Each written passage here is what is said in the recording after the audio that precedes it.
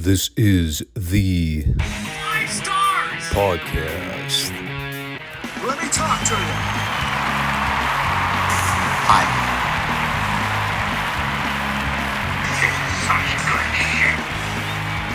So, what do you guys want to talk about?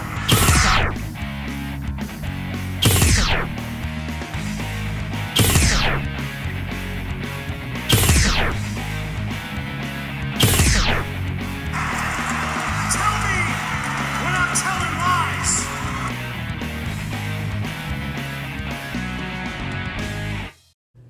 Thanks, guys. Back to you. This daylight savings thing is really messing with my head, man. It's darker sooner. The days are shorter. The weather's getting colder. I'm just not mentally prepared for the winter season this year. And especially after last year, having to trudge long distance through heavy snow in the Columbus area. They say there's going to be a lot of snow this year. I'm really not looking forward to the cold front.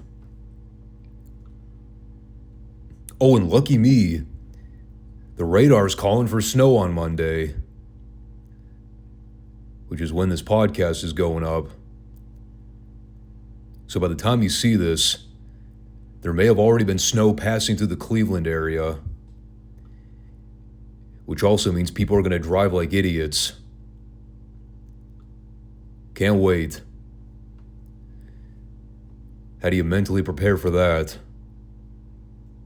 Leave the house an hour earlier. Anyway, hope everyone's doing well, regardless of incoming bad weather conditions. This is the Monday edition of the Five Starr Wrestling Report, wrestling podcast nobody knows but everyone needs. We are here for, well, Retro Raw for one. And I did find time to cram in all the classic content for this Friday show. So we will be back to a normal Friday schedule. Make sure you all subscribe, comment, and like the show for me. Come back and check out the FSWR channel every Monday and Friday for new shows. I still have not figured out logistics of what my schedule is going to be like from late November through early to mid-December. My hope is that I'll have that all sorted out by sometime next week, so I can try to plan ahead and figure out how it's going to affect the show. But for now, we'll go ahead and get started with the Raw recap. Blast through this puppy as quickly as we can. Alright, so what happened on last week's show? Something involving guns and house break-ins and first-degree murder in the driveway. All conveniently caught on camera for the entire nation to see, by the way.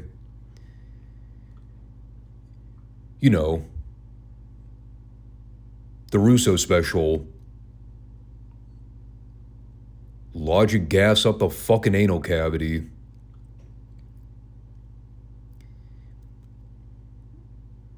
See, the tragic part is, as stupid as everything was involving the whole Pillman Austin angle, it was still easily the best thing we saw last week. Compare that to the Sultan versus Whatsy Whoosy, or the fake Razor versus Mark Merrow in the TV main event that drove everybody into a state of depression. Hell, I'll rewatch the Pillman Austin stuff any day of the week over the rest of that crap.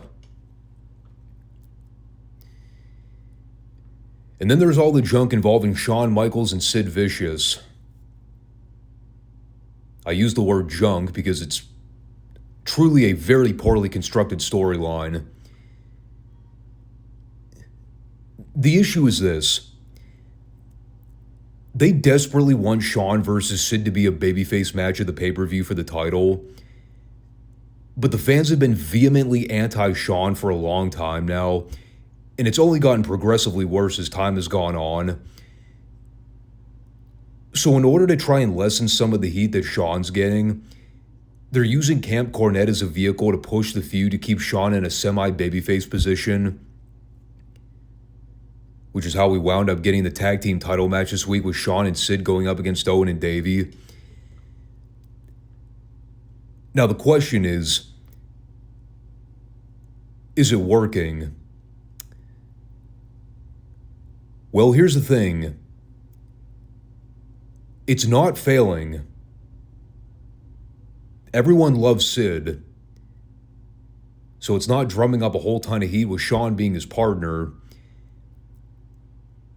But then the other problem is that knowing these two are supposed to face each other for the belt in a week, plus the fact that they've been doing the thing where Shawn and Sid keep butting heads with all these pre-planned miscue spots. So A, nobody gave a shit about this title match because nobody expected the babyfaces to win. And B, everybody was just sitting around waiting for the obligatory miscue spot because they telegraphed it before the bell even rang. So they have the match. It's not terrible, but nothing anybody was going to remember a day or two after having seen it. Watching Sid in this match was borderline hysterical at times. If they would have put an entire bundle of bubble wrap around Sid before this match, I still think he would have taken every precaution imaginable to make sure he didn't get hurt. He worked this thing like he was on pins and needles. I have never seen anybody put less effort into bumping and or giving somebody a move than Sid did here. He had a huge title match in less than 7 days. He wasn't going to put himself in any position to get injured beforehand. He did the bare minimum possible to get in and GTFO. It was great. I laughed so hard. I also loved the finish because it was totally preposterous. After Shawn got worked over for like 8 minutes straight, Sid makes his 2 moves of doom comeback where he gets in, gives Bulldog a crappy big boot, followed by one of the worst chokeslams I've ever seen. And then they had to set up the spot where Shawn's going to kick Davey with the Sweet Chin music, but then he ends up ducking so Shawn accidentally takes out Sid. Okay, well, they do the spot, and it looked about as choreographed as you could possibly imagine.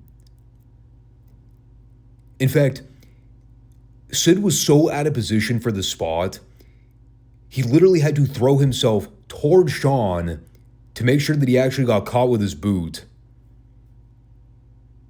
Elsewise, Shawn would have completely missed him. So, of course, Davey pins Sid immediately. And then in the post-match, Shawn ends up getting kicked in the back of the head by Owen, which then led to, well, apparently, through word of mouth, it led to an altercation between Shawn and Sid that we never saw take place. They went to a break while Shawn and Sid were laying dead in the middle of the ring, and when they came back, Kevin Kelly was in the hallway somewhere near the locker rooms telling us that the officials got done separating Shawn and Sid. We never saw what happened. It was presumed that they got into a fight.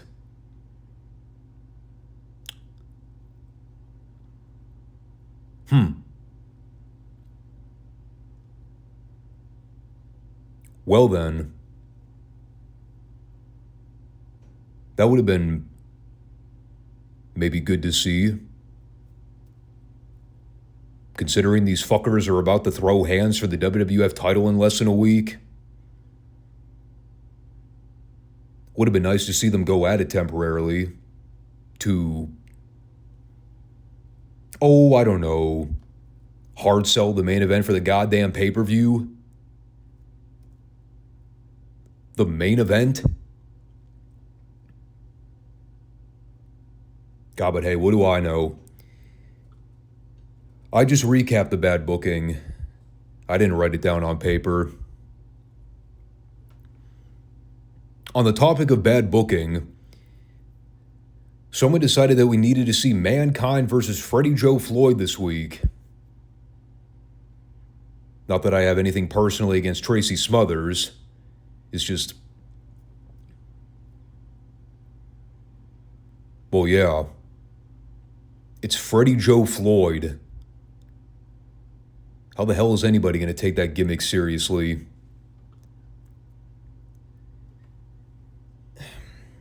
I just got so depressed trying to watch Terry Gordy here.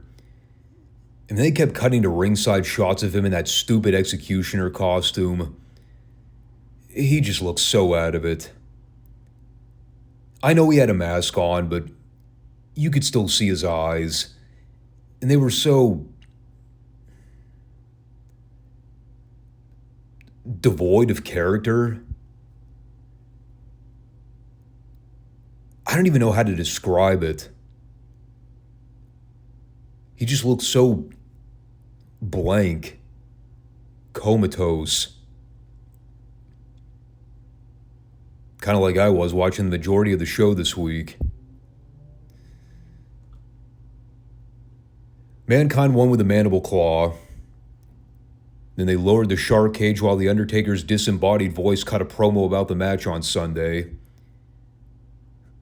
I still like the Paul Bear dummy they concocted for this stipulation match. And they really are trying to insinuate that Paul's going to be hanging from this cage by his ankles. It's going to be a massive letdown when we come to find out that Paul won't have to hang upside down inside the cage. I'd have paid money just to see if Paul could get through the whole thing without passing out. Much less his head exploding from oxygen deprivation. So then we got a Rocky Maivia promo. Who? Oh yeah, you know. Rocky. The guy that's been making random Raw cameos without ever formally being introduced to us. Well, they finally got around to airing a video package for him. Less than a week before his pay-per-view debut. Better late than never, I guess. And after having seen this, is it any wonder, after having heard Dwayne have to sit here in front of a camera for 3 minutes doing the most cornball, white meat, goody two-shoe babyface promo of all time, talking about giving 110% effort and being this happy-go-lucky babyface, finally getting his chance to wrestle with the big boys, how he's proud of his family lineage and he's looking to prove that he can carry the family name into the future, while he's dressed looking like he's ready for middle school picture day. Is it any wonder fans hated this fucking gimmick and chanted "Die, Rocky, die" within a matter of months? First of all, I'm not saying I endorse those comments. Generally, I don't like when people wish for death upon another person. It's just not a very moral thing to do. That being said, I've been very vocal about my thoughts on super white meat, stereotypical good Christian babyfaces in wrestling. Need I remind you all, the New World Order was a super popular faction on the other station that people were cheering like crazy because they were these cool, badass dudes that ran roughshod and did whatever the hell they wanted. The anti-authority.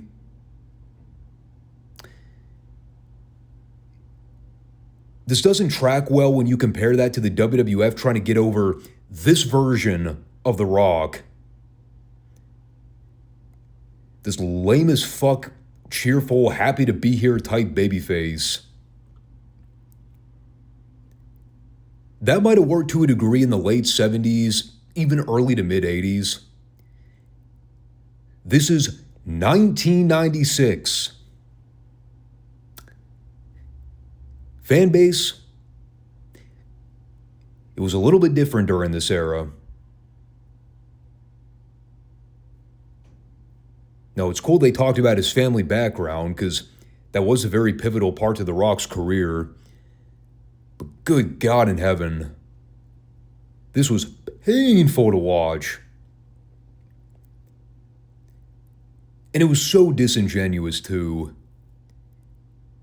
You could tell how uncomfortable The Rock was here. It was nowhere close to his real personality. Especially with the version people know about Dwayne today. The fucking Hollywood sellout. Show this version of Dwayne to a non-wrestling fan. Tell me they won't burst out laughing, calling BS.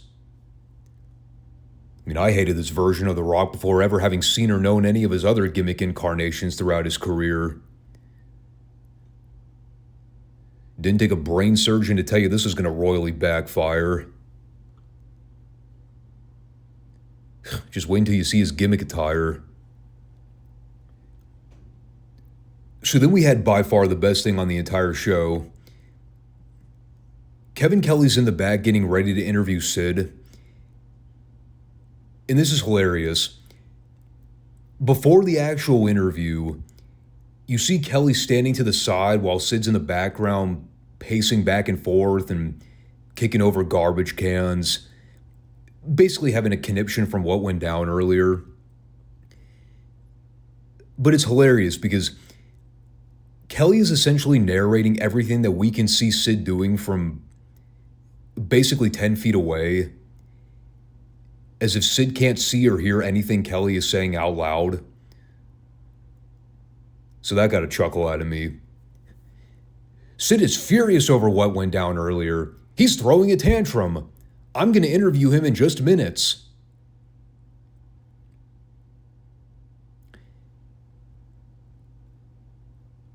Why don't you interview him right now, Kevin? You are standing less than 50 feet away from the motherfucker. Just walk over and do the interview. The cameras are rolling. It would take you a whole 2 seconds. But no, they had to go to break first. Then they came back where Sid is going full-fledged rage mode on Shawn, saying that he gave Shawn the benefit of the doubt 3 weeks ago when he accidentally took out Sid during his match with Owen. He even looked the other way after what happened during the chair incident the other week. But after tonight, Sid's done playing around. What happened tonight was not a mistake. And there won't be a mistake at Survivor Series either, when Sid ends the reign of Shawn Michaels and proves why he's the master and the ruler of the world. Now, just picture all that in Sid's classic delivery and you got promo gold. And then, of course, you got Shawn's promo, which sounded about as genuine as a get-well card from an Undertaker. Just the most unlikable, douchey, forced babyface promo you've ever heard. I'm sorry. It just sucked. He's trying to talk tough to Sid and say that he's going to make him respect Shawn, even if he has to beat it out of him on Sunday. Lol. As if anybody actually thought Shawn could beat up Sid in a real fight. He also made some asinine comment about Sid's jawline being so huge that Shawn can hit him with a super kick from just about any angle. It was supposed to be witty. It was not. I mean, I'm beating a dead horse at this point. You all know what happens at MSG. There's a reason people booed Shawn out of the building and glorified everything Sid did in that match. Yet again, Despite the fact that Sid went into that match being viewed as more of the heel, even though it was technically a babyface match on paper, but oh, never mind. We'll talk about that whole nightmare scenario next week. For now, let's get to the main event of Stone Cold versus Bob Holly. And while I spend absolutely zero time and effort talking about Stone Cold versus Bob Holly, because the match was fucking useless beyond all recognition, allow for me to ask a question as it pertains to some follow-up from last week. So 1 week ago, Stone Cold showed up and trespassed on Brian Pillman's property. He then savagely beat up several of his friends on camera in the driveway, broke down his front door and threatened to beat his ass. Not only were the cops never called, but here we are 1 week after the fact.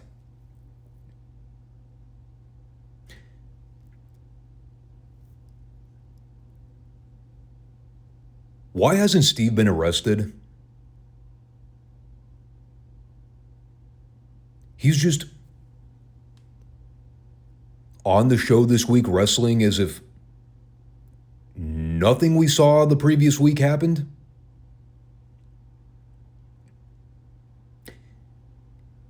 I hate to use the if this were real trump card, but if this were real, Steve Austin would be rotting in a jail cell right now somewhere in the suburbs of Cincinnati.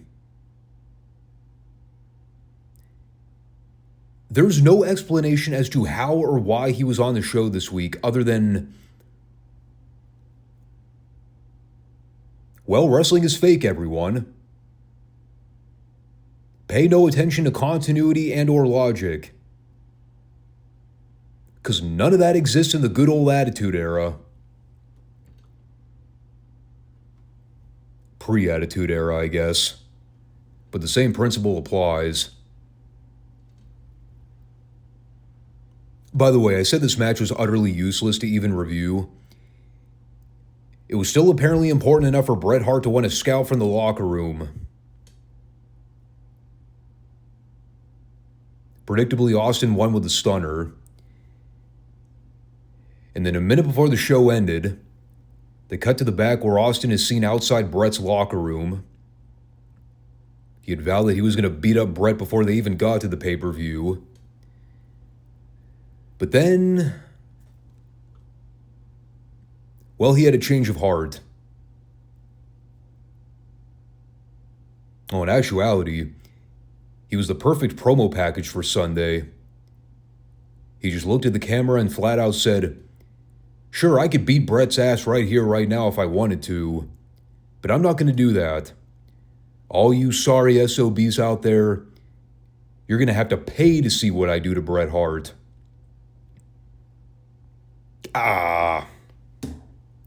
Damn it. He got us. Stone Cold working that heat magic. You jabronis don't deserve to see me beat his ass for free. You gotta dish out the green stuff to see that. So that part was good. What I loved here is that you see Austin bang on the door several times to try to lure Bret out. And there's a very split moment on camera where you see him go to jiggle the door handle, only to find out the door was never locked in the first place because he accidentally opened the fucking thing right on camera.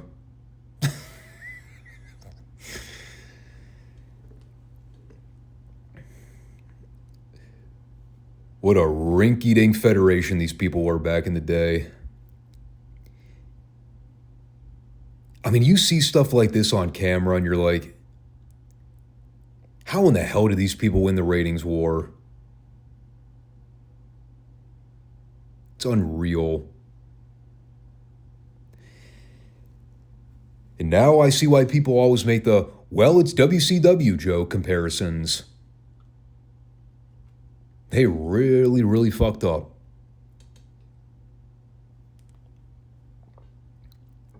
Oh, by the way, too, if it seems like they completely glossed over the gun angle with Pillman from the other week, it's because they did. They swept that under the rug as quickly and quietly as they could. I don't recall the full details of what happened, but apparently the network was not all that pleased. So I think they basically said, yeah, pretend that whole fiasco never happened.